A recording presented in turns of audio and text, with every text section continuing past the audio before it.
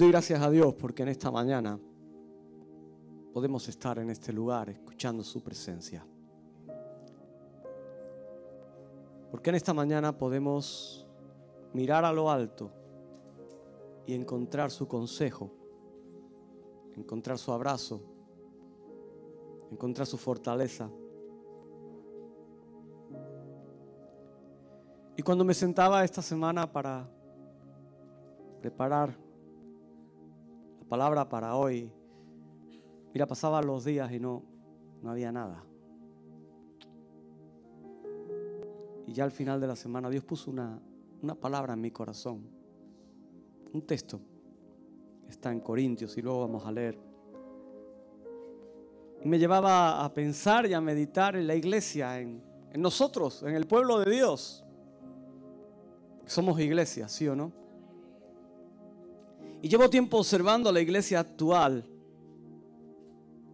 Y quiero que me entiendas bien, no estoy hablando solo de la buena semilla. No somos tan importantes como para observarnos todos los días. Pero sí llevo tiempo mirando lo que es la iglesia de Dios a nivel mundial. Y sabes lo que veo y encuentro muchas veces. ¿Sabes lo que puedo contemplar? Que después de tantas generaciones de cristianos, después de tantos valientes héroes de la fe, después de tantos años de hombres y mujeres que han sembrado sus vidas, que han peleado la buena batalla, que han alcanzado la victoria, después de tantos momentos con la presencia del Espíritu Santo, ¿sabes lo que me llevo a pensar? Esto es lo que somos realmente. Lo que hoy vemos es lo que somos. Esto es lo que es la iglesia de Dios hoy por hoy. Y perdona que sea tan duro en este día, pero esto es lo que es la iglesia. Y cuando me pongo a mirar a un lugar y a otro, digo, ¿realmente esta es la iglesia, Dios, que tú quieres? ¿Sabes? La única respuesta que venía a mi corazón en medio de esa pregunta es que no hemos comprendido el mensaje del Evangelio. Y podemos decir, bueno, no lo ha entendido el mundo, no, pero es que muchas veces ni siquiera la propia iglesia, el pueblo de Dios, ha entendido el mensaje del Evangelio. Aquellos que se denominan y se declaran cristianos, seguidores de Jesús, muchas veces ni siquiera hemos entendido ese mensaje de la cruz como deberíamos haberlo hecho. Porque el enfoque de nuestra mirada es un enfoque que está distorsionado.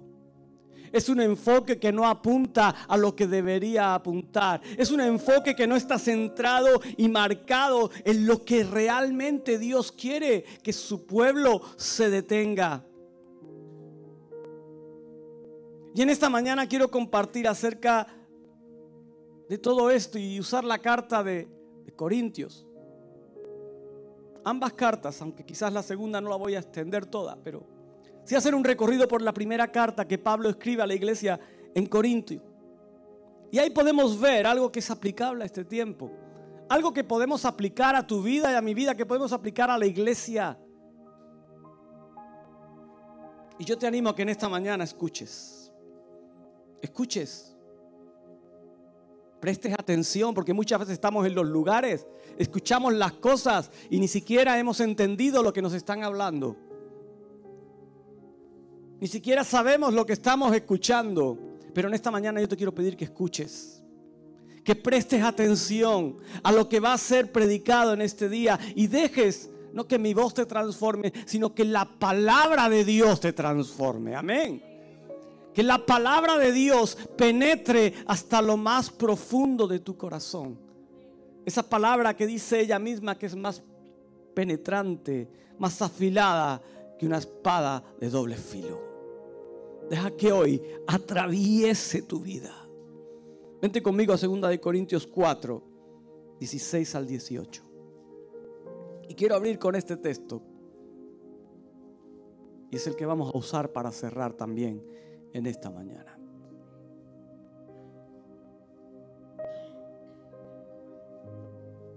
Segunda de Corintios 4, 16 al 18. Dice, por tanto, no desmayamos. Antes, aunque nuestro hombre exterior se va desgastando, dice, el interior, no obstante, se renueva de día en día. Porque esta leve tribulación momentánea produce en nosotros un cada vez más excelente y eterno peso de gloria. Versículo 18. No mirando a nosotros las cosas que se ven, sino las que no se ven. Pues las cosas que se ven, ¿qué dice ahí? Son temporales. Pero las que no se ven son eternas. Porque las cosas que se ven son temporales, pero las que no se ven son eternas. Deja que te sitúe un poquito en el entorno social, cultural en el que se desarrollan las cartas que Pablo escribe a la iglesia en Corinto. Se cree que él la escribió desde Filipo y lo hace tanto en su primera carta como en la segunda, a un pueblo, a una iglesia, la cual él había fundado, la cual él había formado, había puesto las bases, y lo hace a una iglesia que está encuadrada en un entorno cultural, económico y social muy peculiar. Mira, Corinto era geográficamente una ciudad muy importante, muy parecida a Cádiz, podríamos decir, ¿no? Quizás Cádiz está rodeada de agua. Corinto tenía 2 puertos. Corinto se había convertido en un lugar importante para el comercio. Una ciudad griega anexionada al Imperio Romano, que era la vía de comercio gracias a sus 2 puertos. Y eso había hecho que muchas culturas hubieran venido a aquel lugar y habitaran en esa ciudad. Eso había hecho que el culto tanto a los dioses romanos como a los dioses griegos se hubiera multiplicado, se hubiera exaltado. Dicen que habían cantidad de templos dedicados a las diferentes deidades de ambas culturas. Era un centro deportivo para los juegos que se practicaban. Era un lugar donde la clase social era más bien alta, refinada, pero también era un lugar donde se practicaba el pecado en medio de los cultos a los dioses paganos. Y una de las prácticas que se llevaba era la prostitución en medio de esos tiempos de adoración. Y creo que Matiel habló un poquito de cómo eran esas prácticas y no voy a repetirlo. Pero esa era la ciudad a la que Pablo un día llega. Una ciudad donde había una cultura alejada de Dios, inmersa en algo que estaba totalmente en contra de lo que el Evangelio declaraba. Y si lees Primera de Corintios, dice que Pablo primeramente llega allí a la sinagoga, comienza a compartir con los del pueblo de Israel, pero ahí tiene problemas, ahí tiene adversidad, y Pablo decide salir y comenzar a predicar a aquellos que no eran del pueblo de Israel. Decide predicar a los gentiles. ¿Y qué pasa? Y si quieres leer Hechos 18, te animo a que lo leas, porque ahí se habla de ese avivamiento en Corinto.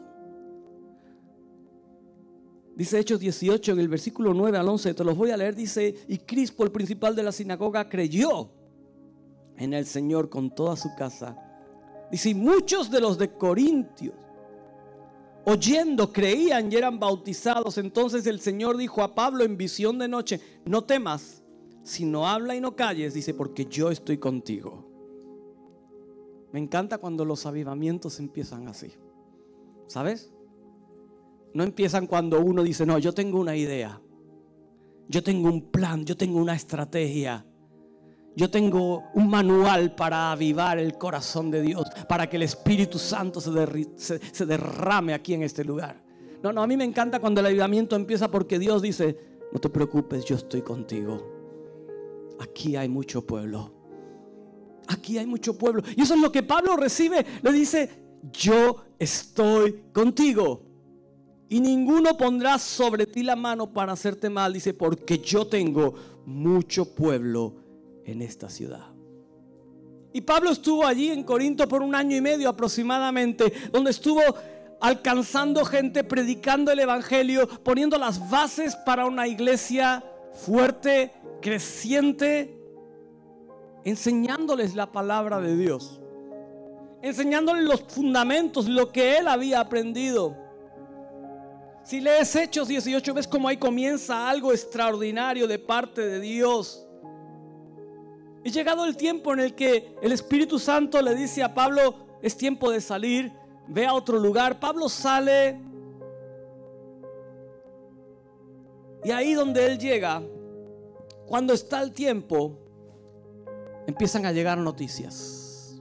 Mira, la iglesia que se levantó, la iglesia que se fundó, está atravesando problemas. Hay un caos allí. Cada uno está empezando a pensar por su propia mentalidad y no por lo que el evangelio dice.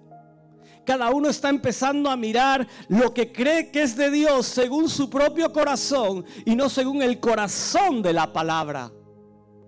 Y cuando yo leía eso, cuando yo podía ver eso en la palabra, digo: ¿qué se parece la iglesia de Corinto a la iglesia actual? Y lo digo con daño y con tristeza, porque yo soy parte de esa iglesia. No te creas que yo me escapo de todo eso. Lo digo con tristeza. ¿Qué se parece la iglesia en Corinto a la iglesia que hoy es la encargada de lanzar un mensaje que debe transformar a una sociedad que camina de una manera, quizás haciendo cosas que son normales, pero también haciendo otras cosas que van muy alejadas de la palabra de Dios? Pero quiero decirte, la iglesia tiene que marcar la diferencia. La iglesia tiene que ser diferente. Tú no puedes ser iglesia siendo igual a lo que hay en el mundo. Y ya muchas veces miras a la iglesia y miras al mundo y no encuentras diferencia. Y no te estoy hablando de pecado, quizás te estoy hablando de costumbres, te estoy hablando de prácticas, te estoy hablando de cosas que hacemos. Cada vez me sorprendo más como creyentes que llevan años en la iglesia hacen cosas que no habían hecho nunca en su vida, porque lo hace la sociedad. Y digo, pero bueno, ¿hemos entendido el evangelio?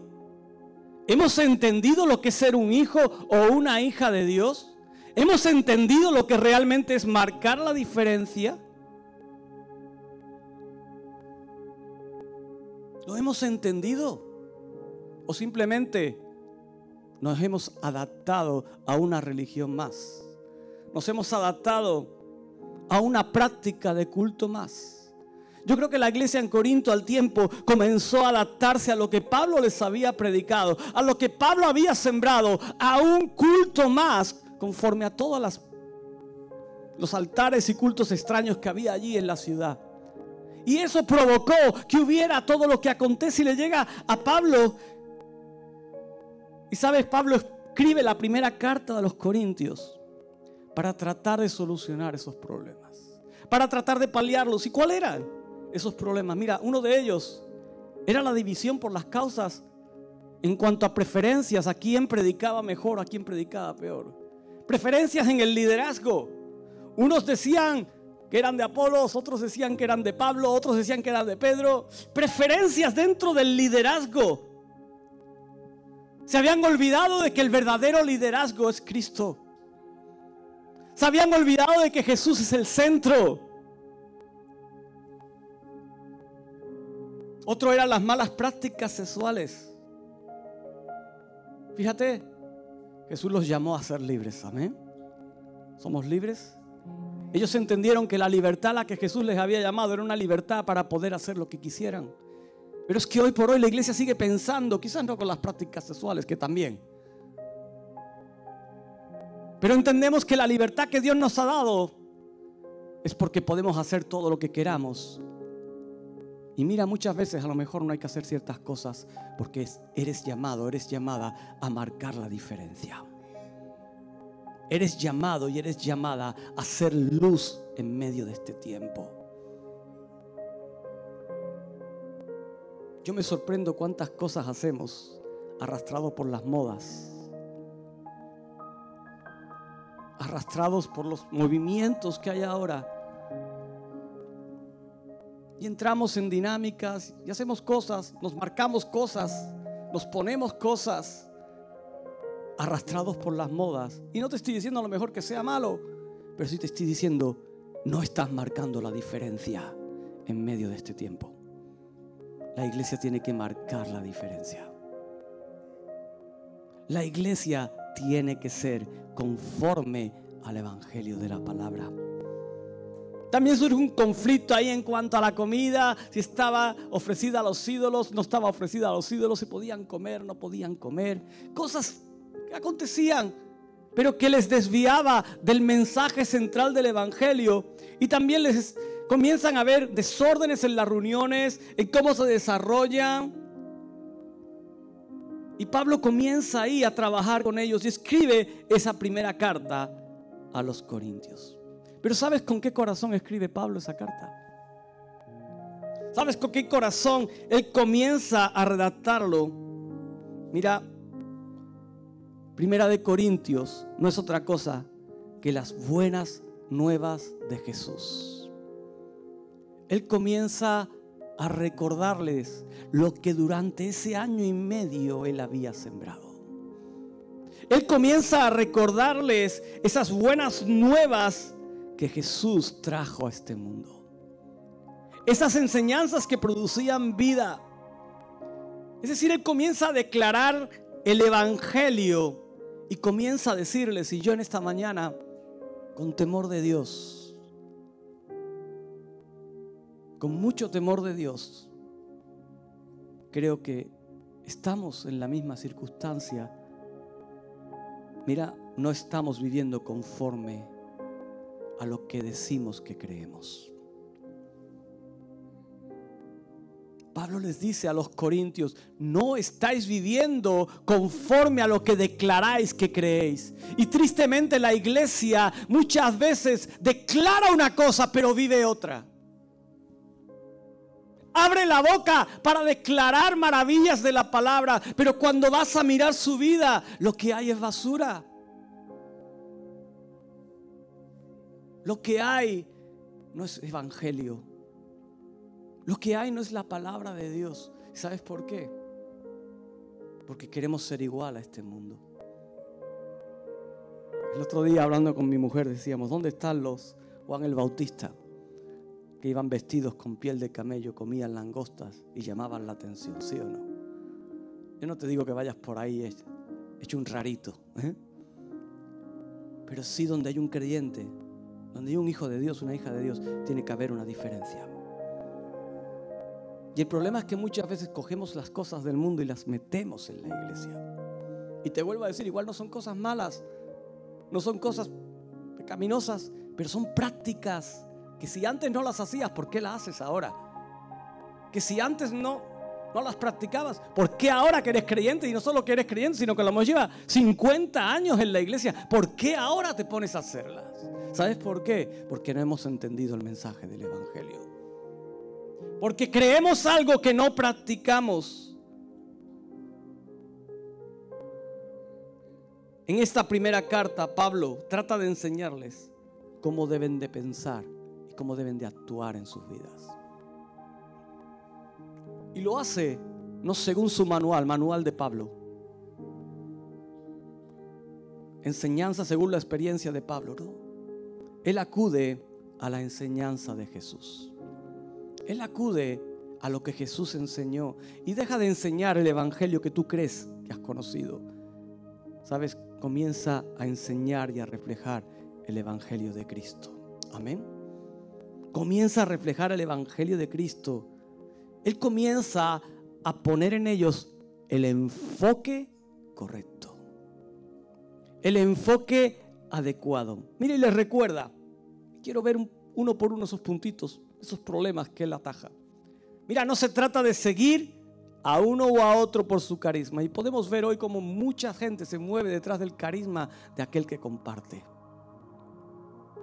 Podemos ver cómo muchos quieren imitar a los predicadores de éxito, a los cantantes de éxito, a los evangelistas de éxito. Podemos ver cómo muchos quieren y según sea el carisma, se van con uno o se van con otro. Eso estaba pasando en la iglesia de Corinto, eso está pasando en el siglo XXI en la iglesia a nivel mundial. Y si no tienes ciertos estándares en tu iglesia o ciertas cosas, ¿sabes? Los jóvenes se te van, los niños se te van o los ancianos se te van si impones ciertas cosas. Pero porque hemos perdido el enfoque, igual que la iglesia en Corinto perdió el enfoque. Porque no se trata de quién predica, no se trata del mensajero. Mira, yo te podré gustar más o menos, pero no se trata de si yo te gusto más o menos. Se trata, y asegúrate bien, y escúchame, asegúrate bien de que lo que se comparte desde este púlpito, sea yo, sea cualquiera de los que predica, sea palabra de Dios. Y si no, vete. Y si no, vete. Sal corriendo de este lugar. Si algún día en este púlpito alguien comienza a predicar algo que no viene en la palabra de Dios, sal corriendo. No te quedes. Pero asegúrate no de que te guste más o que te guste menos, de que chille más o de que chille menos.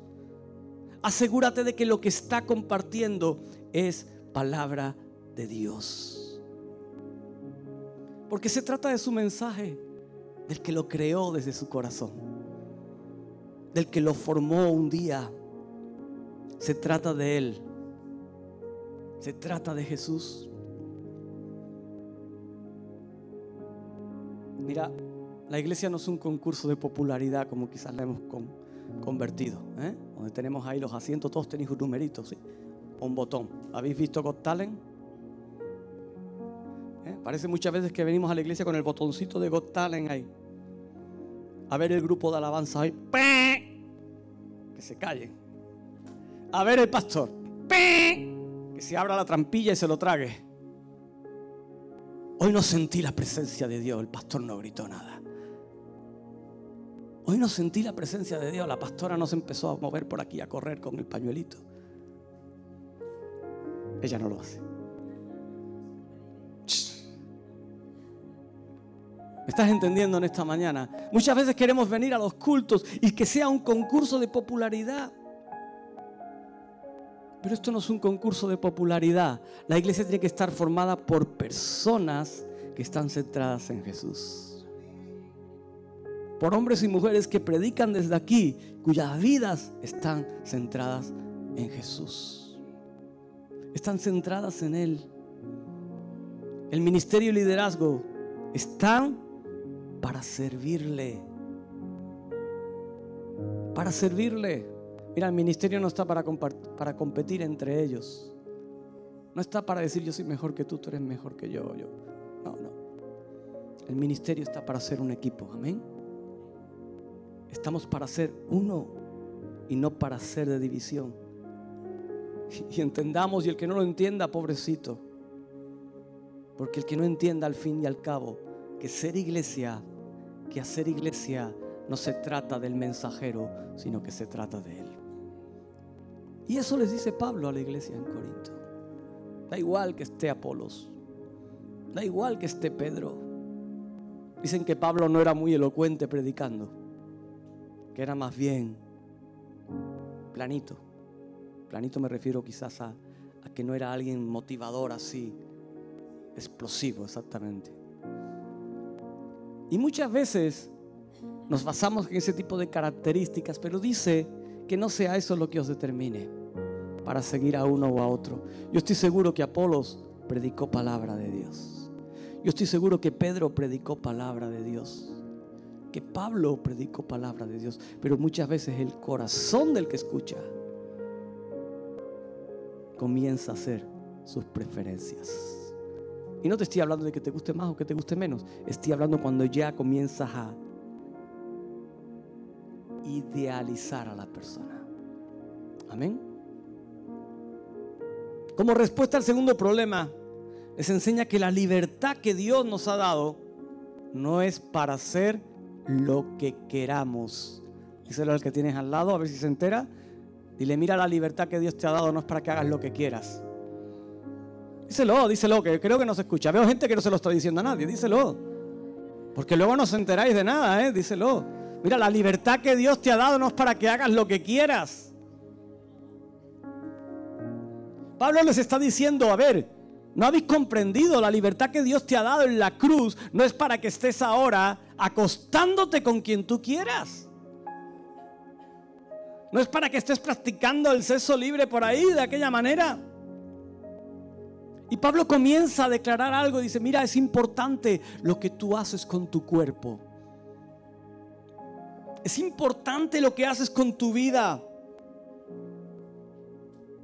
¿Por qué? Y escúchame bien, porque me encanta lo que podemos entresacar de aquí. Es que ser un seguidor de Jesús, es decir, ser un hijo o una hija de Dios, involucra no comprometer tu integridad física, no comprometer tu santidad. Y eso sigue estando vigente hoy por hoy. ¿Sabes? Aunque la sociedad esté gritando con 7.500 vatios en todas las direcciones, eso no es así. Pero el Evangelio declara que tienes que mantener tu integridad física, porque tú y yo somos templo del Espíritu Santo. Cuidado lo que hacemos con nuestro cuerpo. Y no solo hablando de sexualidad. Cuidado lo que hacemos con nuestro cuerpo. En cuanto al conflicto por la comida ofrecida a los dioses o no ofrecida a los dioses, comemos o no comemos, quizás hoy no tenemos ese problema, ¿no? Pero yo me quiero detener en lo que Pablo les enseña.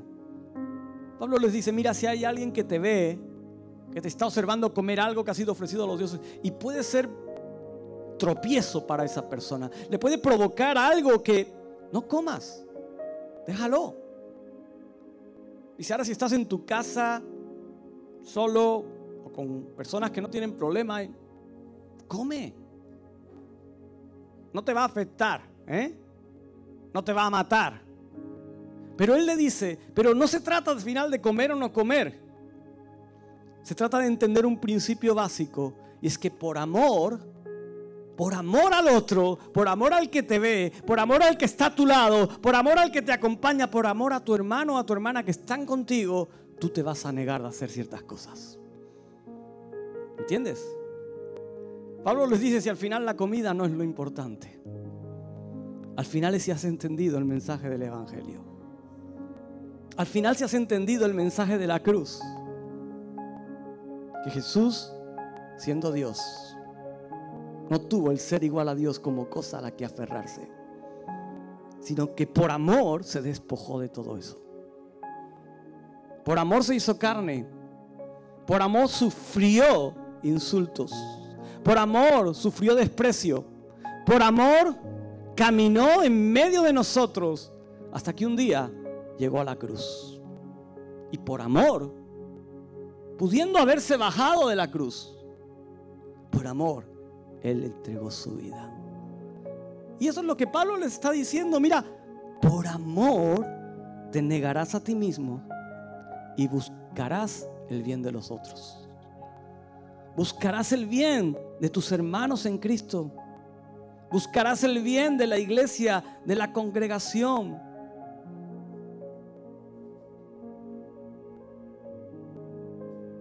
Por amor.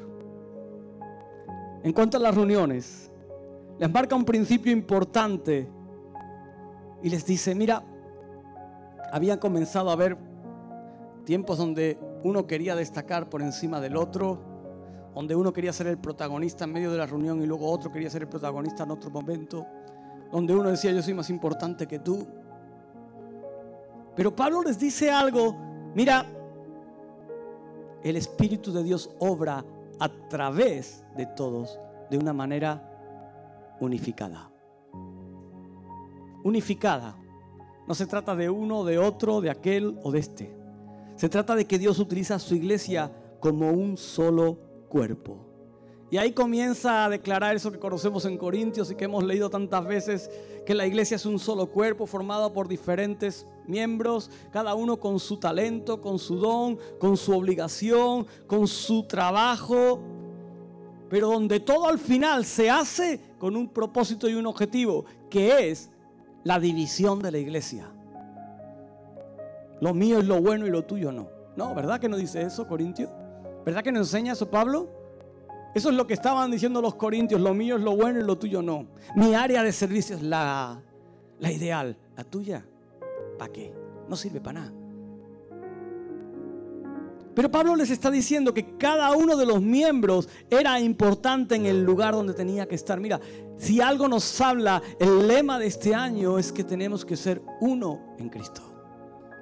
Es que como pueblo tenemos que estar unificados, siendo todos parte de un mismo cuerpo, cada uno de los miembros ocupando su lugar, cada uno desarrollando su función, cada uno activo allí donde Dios le ha puesto, y donde todo lo que se haga sea con un único propósito: edificar la iglesia. Porque ninguno es mayor que otro, ni ninguno es más importante que otro. ¿Y sabes por qué? Porque al final se trata de Él. Se trata del tiempo que Él está preparando. Se trata del momento que Él está disponiendo, para que cuando Él diga ya, ahora, tú estés hallado en el lugar donde Él te quiere tener. Amén. No discutiendo con el brazo, con la pierna, con el ojo, con la oreja, con el dedo chico, si es más importante o menos importante que tú, sino en el lugar donde tienes que estar para que Él obre aquello que quiere obrar. El último problema que enfrenta es el de la resurrección. Algunos no creían en la resurrección. No creían. Decían que creer que un muerto pudiera vivir es ridículo. Y ahí Pablo les da fuerte. Ahí Pablo les dice: mira, por ahí no paso. Por ahí no paso. Porque creer en la resurrección es indispensable para abrazar el evangelio. Creer en la resurrección es indispensable, porque si Jesús no se levantó de los muertos, ¿qué estamos creyendo tú y yo? ¿A quién estamos siguiendo tú y yo? Si Jesús no venció la muerte y no venció al pecado, ¿qué hacemos aquí en esta mañana? Vámonos a la playa. Vámonos ahí a la arenita, nos echamos un rato a una terracita y nos tomamos un par de tapas. Si Jesús no está vivo, estaremos perdidos en nuestros pecados y en nuestros delitos. Porque la resurrección es la que da sentido al cristianismo. Amén. Yo sigo a un Dios vivo. Yo sigo a un Jesús resucitado. Y eso marca la diferencia. Muchas veces parece que la iglesia sigue a un Jesús todavía crucificado, que no tiene poder, que no tiene autoridad, que no busca santidad, que no te ha lavado, que no te ha cambiado, que no te ha perdonado, que no ha renovado tu manera de pensar. Y sabes, cuando actuamos en contra de todo eso que dice la palabra, parece que a quien seguimos es a un Jesús muerto, no a un Jesús que nos ha dado la victoria, que nos ha cambiado y que nos ha transformado. Pero ¿sabes por qué? Porque nos pasa lo mismo que le pasaba a la iglesia en Corinto. Queríamos entender el evangelio conforme a nuestra visión desenfocada y adaptarla a nuestra realidad social. ¿Para qué? Para parecernos más a ellos en vez de más a Jesús. Para caminar más conforme a este mundo que conforme al evangelio y al corazón de Cristo. La resurrección de Jesús nos da la razón para mantener la unidad en Cristo. La resurrección de Jesús nos impulsa a mantener nuestra integridad y amar a los demás más que a nosotros mismos. La resurrección de Jesús es nuestra esperanza para la victoria sobre la muerte venidera. Pablo les aclara algo muy importante en esta primera carta a los Corintios. Es que el evangelio no es otra cosa que un anuncio acerca de Jesús. Les vuelve a repetir, y creo que lo he dicho muchas veces este año y lo voy a repetir muchas más. Pablo les recuerda: mira, el evangelio se trata de Jesús, se trata de Él, de aquel que abre una realidad completamente nueva, completamente diferente. No viene a ser lo mismo. ¿Tú crees que si Jesús hubiera querido que estuviéramos como estábamos, hubiera armado la que ha armado? ¿Hubiera liado la que ha liado? ¿Tú crees que habría diseñado un plan de salvación como el que ha diseñado para que al final tú y yo sigamos practicando, viviendo, pensando las mismas cosas? Y aquí enlazo con 2 Corintios 4, 18. Lo leemos. Dice, no mirando nosotros las cosas que se ven, sino las que no se ven. Pues las cosas que se ven son temporales, pero las que no se ven son eternas. La siguiente carta a los Corintios llega en respuesta de Pablo a los creyentes, en base de un momento a reconciliación con ellos. Mira, en medio de todo esto, cuando Pablo escribe la primera carta y llega allí a la iglesia en Corinto, los creyentes se cabrean, se mosquean, se alteran. No quieren recibir las enseñanzas de Pablo. ¿Sabes por qué? Porque cuando uno se mira a un espejo y ve su realidad, si no lo hace con un corazón sencillo, humilde, se enrabieta. Y eso le pasó a la iglesia en Corinto. No aceptó las ideas o las enseñanzas de Pablo. Pero pasado un tiempo comienzan a recapacitar. Y sabes, yo creo que ahí el Espíritu Santo comenzó a atravesar el corazón de muchos, a confrontar el corazón de muchos, a penetrar el corazón de muchos. Y yo me agarro a eso y creo que hay esperanza para la iglesia en este tiempo. Amén. Creo que hay esperanza porque el Espíritu Santo es el mismo. Y creo que Él quiere sanar su iglesia. Creo que Él quiere restaurar el corazón de su pueblo. Porque esta sociedad, este mundo necesita una iglesia con un enfoque correcto de quién es Él. Este mundo necesita hombres y mujeres con un enfoque correcto de quién es Jesús. Y Pablo en esta segunda carta, se cree que Pablo estuvo allí con ellos. Estuvo tratando allí con ellos. Regresó nuevamente al lugar donde estaba ahí. Y ahí es donde él empieza a escribir esta carta, cuando la iglesia en Corinto comienza a cambiar. Porque ese encuentro que tuvo con ellos no fue muy agradable. Pero ya en este momento en el que escribe 2 Corintios, Pablo comienza a escribir una carta de reconciliación con ellos. Una carta donde pretende acercar su corazón después de que ellos han aceptado esos consejos que Pablo les diera en 1 Corintios. Pero también él añade algo que le habían ahí asusado, ¿no? Es en cuanto a su identidad como un ministro de Dios. En cuanto a quién era él, cuáles eran sus cartas de presentaciones, como vemos ahí en los primeros capítulos de 2 Corintios.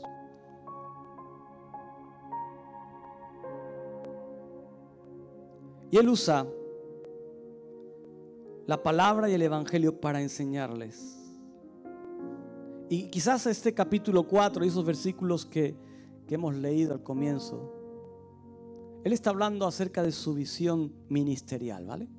El desgaste, pero yo quiero extenderla en esta mañana a la iglesia. A ese desgaste que sufrimos. Un desgaste que vamos a sufrir porque estamos en medio de una batalla. Y todos hemos sido llamados a servirle a Él, a trabajar en sus filas. Pablo comienza a responder conforme a su veracidad como ministro, a su dignidad como persona, porque ellos querían ver a un Pablo según el estatus social de lo que era la sociedad en Corinto. ¿Sabes cómo te dije que era la sociedad en Corinto? De alto standing, Pero Pablo era una persona humilde, era una persona normal. Incluso él estuvo trabajando allí para sostenerse como ministerio. Pablo era alguien que no buscaba el reconocimiento, las riquezas, la gloria. ¿Recuerdas quién era Pablo, no? El que iba montado en su caballo con un séquito que le servía, el que tiene una formación y la seguía teniendo ahí. Pablo fue alguien importante cuando era llamado Saulo, pero cuando él tuvo un encuentro con el evangelio de Jesús, todo eso lo puso por basura. Y ahora a él le daba igual. Lo que le importaba era que el mensaje del evangelio fuera genuinamente transmitido. Así que yo te quiero decir en esta mañana, olvídate de los estándares de este tiempo. Dentro y fuera de la iglesia. Olvídate de los estándares de este tiempo. Joven, escúchame, porque muchas veces los jóvenes están ahí viendo lo extraordinario que son los guay, los jóvenes que salen por ahí en los mensajes de YouTube, en los TikToks, en todas esas cosas que estamos bombardeados, ¿vale? Olvídate, eso no es lo importante. Eso no es lo importante no son los me gustan, no son los likes, no son los seguidores. Lo importante no es el filtro que te pones. Lo importante no es eso. ¿Sabes qué es lo importante? Lo importante es lo que tú vives y lo que tú declaras con tu boca. Lo importante es si en tu corazón hay un mensaje genuino de quién es Jesús en ti. Eso es lo importante. Y sabes, si buscas cambiar algo en esta sociedad, hazlo a través de ese prisma. De que realmente sea el mensaje del evangelio obrando en tu vida. Jesús los lleva a enfrentarse con la paradoja de la cruz. Y ahí comienza a darle la vuelta, y voy a ir terminando. Comienza a darle la vuelta a sus ideas acerca de las enseñanzas del éxito. Comienzas a decirle, mira, el éxito no está en lo que la sociedad os dice. El éxito está en la cruz de Cristo. Y claro, tú miras una cruz y dices, pero ahí está mi éxito. Y ahí comienza Pablo a decirles, mira, la cruz revela la salvación de Dios por medio de Jesús, quien murió. La salvación no solo para ti, sino para todo el mundo. La cruz refleja el acto de reconciliación de Dios con la humanidad. La cruz revela el carácter, el amor de Dios hacia ti y hacia mí. La cruz te revela la forma en la que tú tienes que vivir. Y esa forma en la que tú tienes que vivir, ¿sabes qué forma tiene? Forma de cruz. Forma de cruz. Y esa es la razón de ser de Pablo y de su ministerio. Dice, eso es lo que yo os enseño. Yo no vengo aquí a ponerme lo mejor que podría hacerlo. Yo no vengo aquí a estar en un estatus social que podría estarlo. Yo quiero reflejaros la cruz de Cristo. Yo quiero reflejaros el amor de Cristo, porque yo vengo a imitar la cruz.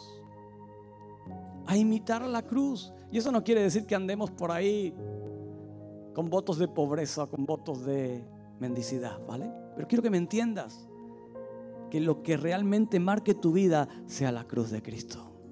En el momento que la cruz de Cristo no esté delante y la guardemos a un lado para poner todo lo demás, todos los adornos, estaremos desenfocando el objetivo. Pablo fue a lo largo de todo su ministerio un fiel imitador de Cristo. Y les estaba diciendo a los corintios, tenemos que dejar de ser según los estereotipos que nos marca esta sociedad en base al éxito. Tenemos que dejar de querer vivir conforme la sociedad de Corinto para ser ciudadanos del reino de Dios. Para comenzar a vivir como hijos e hijas de Dios. ¿Y sabes por qué? Porque se trata de Él. Porque se trata de su victoria, de su gracia, de su misericordia. Se trata de su poder, de su autoridad. Y podría seguir así toda la mañana diciendo de qué se trata. Pero quiero terminar. No mirando nosotros las cosas que se ven, sino las que no se ven. Pues las cosas que se ven son temporales, pero las que no se ven son eternas. Este pasaje nos recuerda que la esperanza de gloria nos sostiene en todo momento. No lo que ves delante de ti, no lo que puedas tener o palpar, no la posición que puedas ocupar, no las modas o costumbres o culturas. ¿Sabes qué es lo que te sostiene? La esperanza en las cosas eternas. Cuando tú miras el mensaje del evangelio, cuando tú miras el mensaje de la cruz, lo que podemos atravesar en nada se puede comparar a aquello que experimentamos en Dios por medio de la cruz de Cristo. Y aunque Muchas veces creamos que lo que vemos es lo que nos marca. Yo quiero desafiarte en esta mañana a que levantes tu mirada y a que comiences a mirar a lo eterno. El pueblo de Corintio comenzó a mirar lo que tenía delante de sus narices.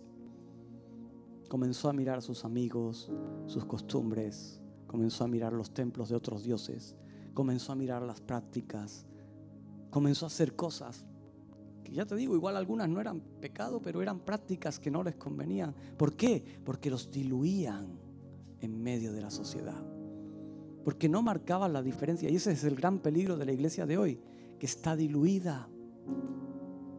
Está diluida. Mira, el otro día hablábamos con un hombre que hace hielo, a los cubitos estos que te encuentras ahí en los bares.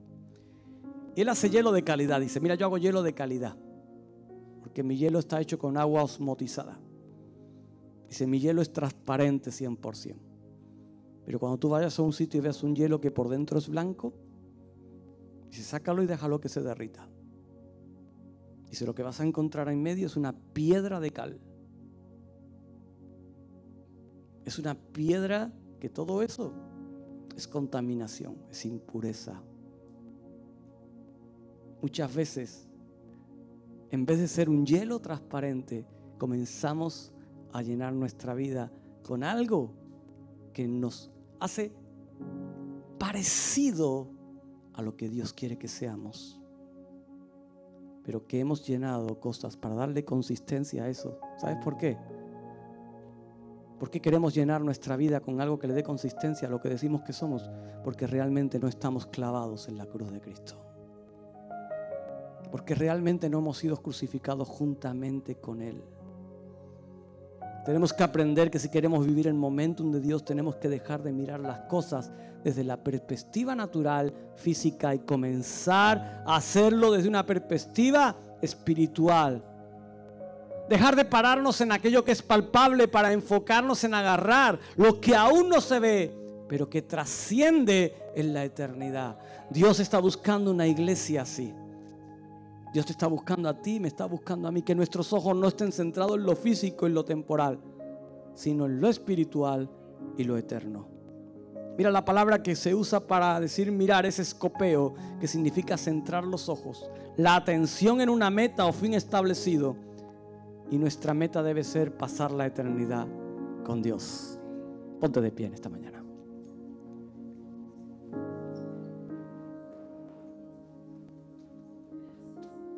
Señor, ayúdanos a fijar nuestra mirada en las cosas eternas.